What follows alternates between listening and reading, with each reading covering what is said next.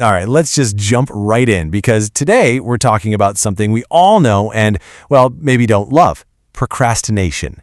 But the solution we're going to explore, it feels totally backward. It's this idea called the velocity of starting slow. Yeah, I know, it sounds like a total contradiction, right? But stick with me, because this might be the secret to finally getting those huge projects off the ground. Seriously, just think about it for a sec. You know that one thing on your to-do list? The one that's been staring back at you for weeks, maybe even months? You know you've got to do it, but you just can't make yourself start. What is that about?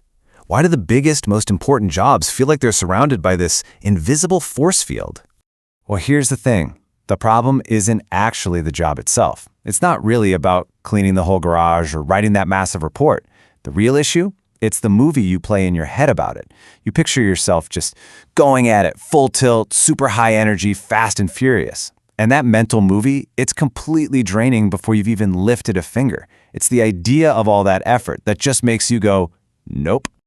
And that picture in your head, that super intimidating image, that's what builds what we can call the motivation wall. You know the feeling, right? It's that dread, that resistance that pops up the second you even think about starting. It feels like a real solid wall you just can't get over. So how does this wall even get built? Well, it all starts with that mental picture. And let's be honest, it's not a happy one. It's not some Zen-like vision of you being productive. It's a stress-filled action movie where you're the one struggling. You imagine yourself needing to do it all, perfectly, and super fast. And all that pressure you put on yourself, that just cooks up a nice big batch of anxiety and dread. And what do we do when we feel dread? We avoid it. All of a sudden, cleaning out your email inbox seems like the most important task in the world. Okay, so how in the world do we get past this wall? Well, the answer isn't to just run at it head first. Nope. The answer is in this kind of awesome metaphor. You gotta light your lazy dynamite. It's a totally different way of thinking where we lean into being easy on ourselves instead of going all out. And this is the core idea. I mean, how wild is that? Act as if you were the laziest person on the planet. In a world that is all about hustle, grind, go, go, go, this feels so wrong. But that's the genius of it. By giving yourself permission to be slow, you take all the pressure off. You lower the stakes. You make the simple act of starting feel almost ridiculously easy. So what is lazy dynamite? Let's be clear, it's a strategy. This isn't about being unproductive for the sake of it. It's a smart little trick you play on your brain to get it into gear.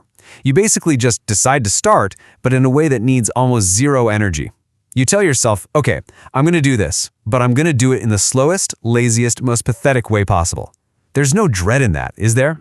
And when you use that strategy, it leads you right to this fantastic aha moment, this central idea we're talking about, the slow start paradox. This is where the magic happens, where starting lazy somehow turns into finishing fast. Just look at this comparison. It lays it all out perfectly. On the left, you've got the high-energy approach. The mental picture is fast and furious, which leads to anxiety, which leads to nothing. You just avoid it. But look at the right side, the slow-motion start. The mental picture is slow and easy. Your emotional state, calm, no pressure, and the result, action begins. And really, that's the only result that actually matters. And there it is, the paradox in a nutshell. Starting slower leads to finishing faster. Why? Because the alternative, that high-pressure, gotta-be-perfect approach, often leads to not finishing at all. The job that you actually start, even slowly, will always beat the perfect job that only ever exists in your head. But how? How does this actually happen? How does a slow, lazy, almost not moving start somehow morph into real productive momentum?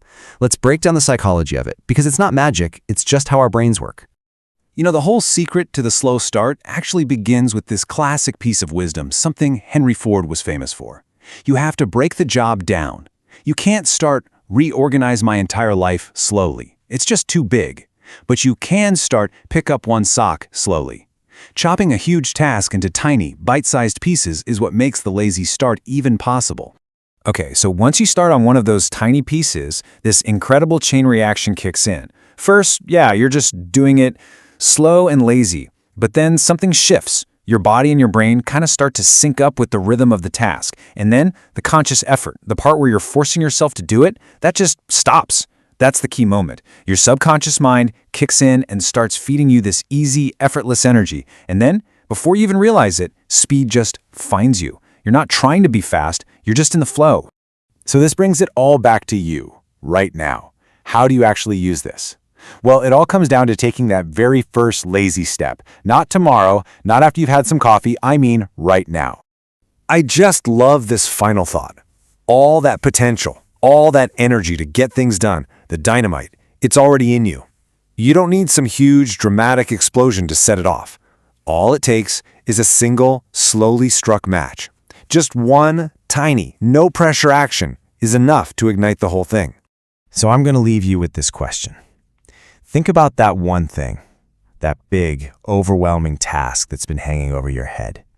What is the absolute smallest, laziest, slowest first step you could possibly take? Don't even think about the whole project. Just think about striking that one slow match. So, what dynamite will you light today?